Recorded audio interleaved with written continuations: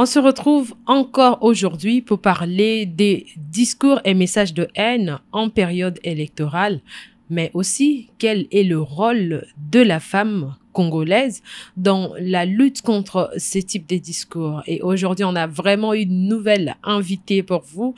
Je vous propose de suivre d'abord ces différents messages qui ont été sélectionnés dans les réseaux sociaux. Et puis, on se retrouve après pour en parler avec notre invité. Merci.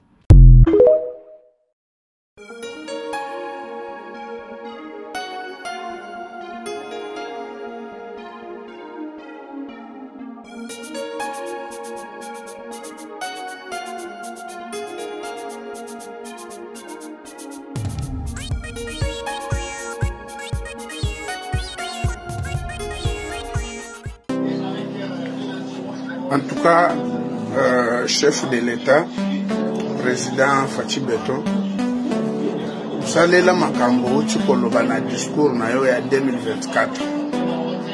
Olobi ke tokozongela ba erreur oyo tosalaka na mandat passé.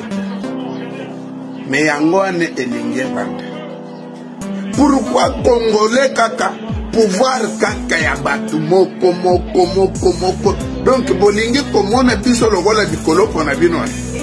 Lokola ngandenge na sawa. Vital Camera kokota ngai 5 fois.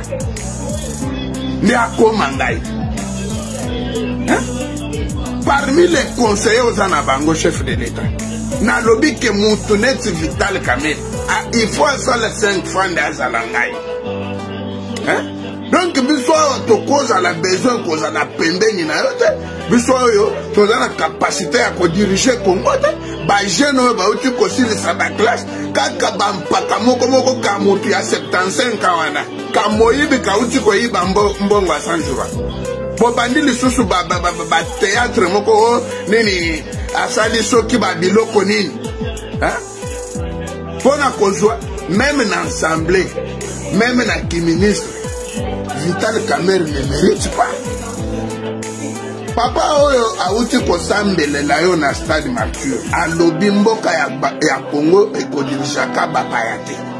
Vital Camera c'est un Rwandais. 50%. 50% mwenye murenge ya Est. Qualification médiocre. Qualification médiocre.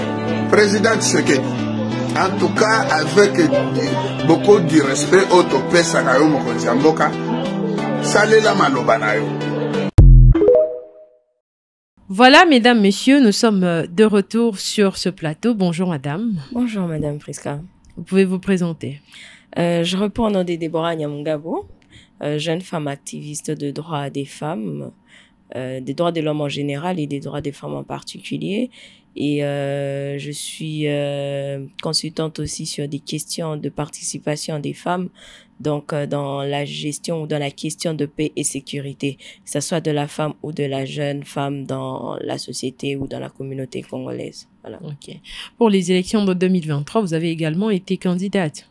Oui, effectivement. Comment se sont déroulées toutes les étapes à votre niveau? Bon, elle n'a pas été facile, ce qui est vrai, mais on a tenu tête et on a rencontré aussi, comme le sujet qu'on a aujourd'hui, les discours mal placés à l'égard de la candidate que j'étais, sur les faits qu'on te traite soit d'une étrangère, soit des discours assez mal déplacés sur votre morphologie. Donc, mais ça nous a pas empêché de continuer de battre campagne et de se dire qu'on doit y aller parce que c'est les élections, nous avons le droit de participer aux élections comme tout citoyen congolais. Donc voilà, on a fait avec.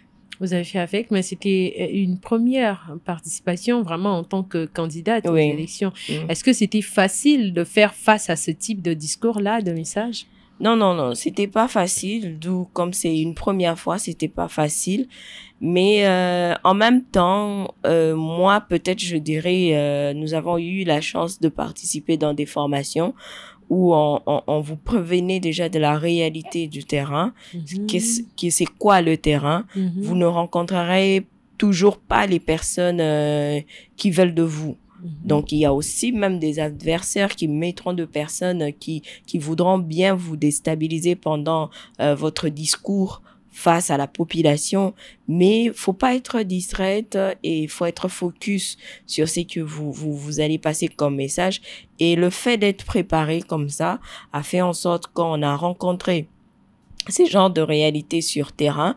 C'est vrai que c'était pas facile, mais on a su atteindre notre objectif face à cette réalité et à passer à autre chose vite fait. Très bien. En ce moment, on parle de l'élection du bureau définitif de l'Assemblée nationale, on parle des sénatoriales, on parle aussi de l'élection des gouverneurs des provinces. Et vous venez avec nous, ensemble avec nous, de voir c'est les types de discours qu'on a collectés sur les réseaux sociaux. Quel est votre point de vue par rapport à tout ça? C'est triste. C'est très triste. C'est une mauvaise méthode que les gens utilisent aujourd'hui pour faire passer leur message, surtout pour dire qu'ils sont mécontents sur telle position, sur telle personne, et en utilisant ces genres de discours ou d'insultes directes aux individus. C'est très triste. Et comme je venais de le dire, une très mauvaise méthode qu'on a aujourd'hui dans notre communauté congolaise. Mais moi, je pense qu'il y a plusieurs méthodes qu'on peut utiliser tout en disant qu'on n'est pas d'accord sur les mêmes têtes, sur les mêmes personnes qui doivent briller les postes de prise de décision. Et pourtant, nous avons d'autres personnes compétentes au sein des partis politiques parce que ce sont des postes politiques. Donc, ces personnes ont des militants intellectuels qui ont des compétences, qui peuvent aussi briller ces postes et eux être là comme des mentors ou de personnes qui donnent des orientations. Donc, il y a plusieurs méthodes qu'ils peuvent utiliser et non utiliser des méthodes comme on venait de le suivre là, insulter directement l'individu et pour dire que non, on n'est pas d'accord, même si le message était le fond, c'est vraiment de dire que nous, on n'est pas d'accord pour X. Directement, on met de côté ce message. Donc, on vous écoute même plus. Donc, moi, je pense que on doit vraiment militer pour mettre fin à ces discours haineux, ces discours mal placés, pour faire passer les messages au niveau de notre communauté et de dire aux gens, non, on en a marre de X ou on en a marre de Y.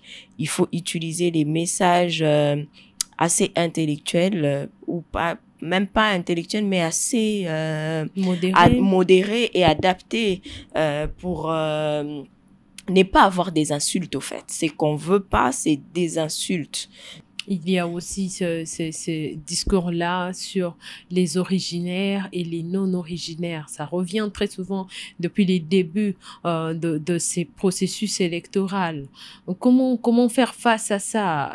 Quel est vraiment votre point de vue par rapport à ça aussi? Faire face à ça, mon point de vue, moi je dirais, j'ai toujours dit, on a un grand travail à faire au niveau du civisme. On doit apprendre à notre population à savoir cohabiter et de vivre avec les autres. Okay. On a beaucoup de tribus au niveau de la RDC. Donc, ça veut pas dire si je suis pas du Bas-Congo, je ne peux pas être gouverneur du Bas-Congo. Non. Je suis congolais. Quelqu'un du Bas-Congo est congolais, comme aussi quelqu'un de Kinshasa est congolais. Donc, ça ne fait pas de lui citoyen de Bas-Congo plus congolais que moi, citoyen de Kinshasa. Non. Les plus importants, c'est la compétence ou l'apport de cette personne au niveau de son poste. La mission qu'il a, il doit accomplir cette mission et il doit faire son travail selon ses attributions. Ça, c'est les plus importants. Originaire ou non originaire, ça n'a pas sa place. La vraie question, c'est la compétence et est-ce que cette personne va vraiment nous apporter ce que nous attendons de lui. Ça, c'est ça les vraies discussions que nous devons avoir, les vraies questions que nous devons nous poser. Les questions d'originaire ou non originaire, ça n'a pas sa place. Aujourd'hui, vous avez quelqu'un au au Katanga, on vous dit non, si tu n'es pas katangais, tu peux pas être ministre provincial. Bon, ok. Les personnes qui sont originaires, qu'est-ce qu'ils ont fait? Est-ce qu'ils ont fait un bon travail? Est-ce qu'ils ont apporté un bon apport au niveau de la province? Et ces personnes qui viennent là, qui sont Congolais, qui habitent là et viennent du Kasaï, ils n'ont pas le même droit que les Katangais?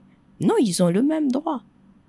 Il est citoyen congolais comme le citoyen katangais aussi qui est citoyen congolais. Donc, la vraie question ne peut pas être sur les originaires ou non originaires. Nous tous, on est originaires. Il n'y a pas quelqu'un qui n'est pas non originaire. Mais la vraie question, comme je venais de le dire, c'est sur la compétence et le rôle que la personne doit jouer et apporter pour sa communauté. Parce que vous parlez du rôle, quel est donc le rôle de la femme dans la lutte contre les messages, les discours de haine, surtout en cette période électorale?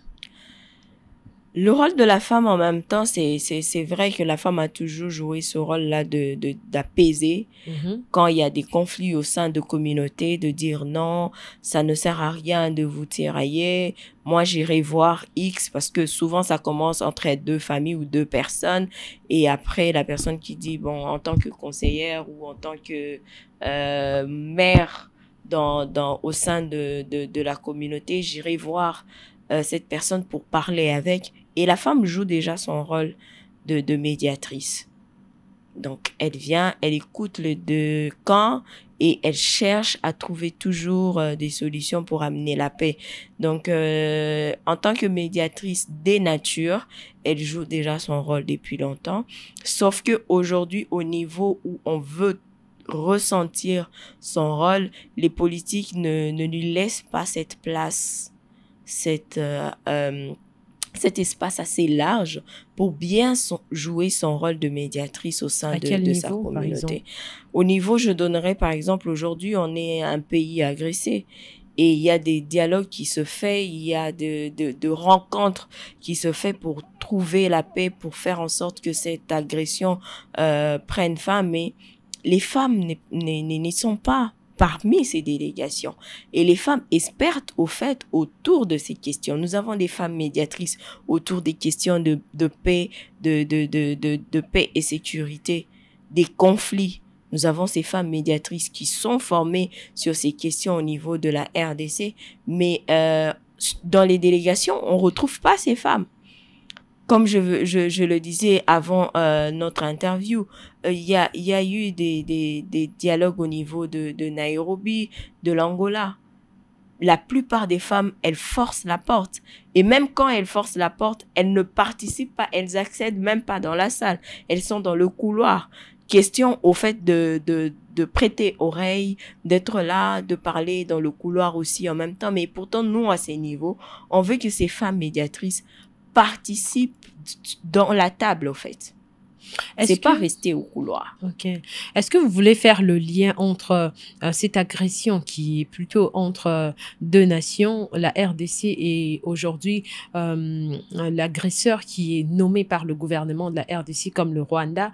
Est-ce que vous voulez faire le lien entre ces types d'agression-là, ce type de conflits-là et les conflits interethniques aussi, les discours de haine qui peuvent faire naître des conflits interethnique, et il faut que la femme joue ce rôle de médiatrice aussi là-bas?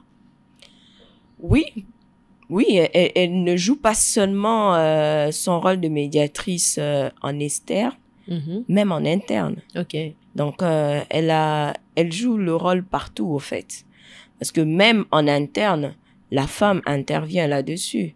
La femme interpelle les personnes qui sont en conflit. Vous voyez? Donc, elle a son rôle partout. Elle joue le rôle partout. C'est pas seulement la limiter pour dire que elle doit gérer ou apporter son apport au niveau des questions conflits internes. Non. Aujourd'hui, vous avez les femmes rwandaises, quelques femmes rwandaises aussi, quelques femmes burundaises aussi, qui côtoie les femmes de la société civile congolaise pour pouvoir voir comment elles peuvent apporter leur apport pour pousser à ce que les politiques, parce que la guerre, elle est entre les politiques, les gouvernements et tout, pour pouvoir voir comment on peut... elles peuvent nous appuyer pour faire en sorte que cette guerre prenne fin. Parce que elles aussi, elles ont besoin de retrouver leur cancer, bien vivre en paix. Parce qu'aujourd'hui, on se retrouve dans des réunions régionales et tout, et on se dit, mais vous, pourquoi vous ne parlez pas à votre chef de l'État? Pourquoi on leur pointe de doigt? Mais elles aussi, à un niveau, elles se sentent limitées. Mais elles se disent, si on se mettait ensemble, on peut pousser les portes et tout. Donc, les femmes, sur toutes les coins ou sur tous les points des questions, que ce soit des paix économiques ou sociales, elles jouent un grand rôle, que ce soit interne ou externe. Très bien. Alors, ça sera le dernier point pour aujourd'hui. Est-ce que vous avez un dernier mot pour terminer? Bon, un dernier mot pour moi, ça serait de demander à la population de vraiment éviter cette méthode de discours d'insultes ou de haine. Parce que si vous voulez passer votre message, vous avez plusieurs méthodes pour faire passer votre message, montrer votre mécontentement.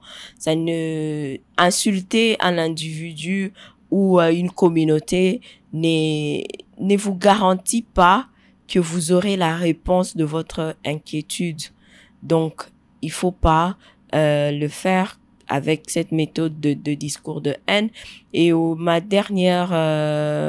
dernier mot plutôt, ça serait aussi d'encourager ces femmes qui militent ou qui sont dans l'agenda 1325 ou 2250 sur des questions de paix et sécurité, de ne pas baisser les bras et d'y aller jusqu'à ce qu'on va vraiment participer sur la table des décisions ou la table des négociations pour jouer bien notre rôle afin que la RDC retrouve sa paix ou sa dignité, si je peux le dire ainsi. Merci beaucoup. Merci, Madame Priska.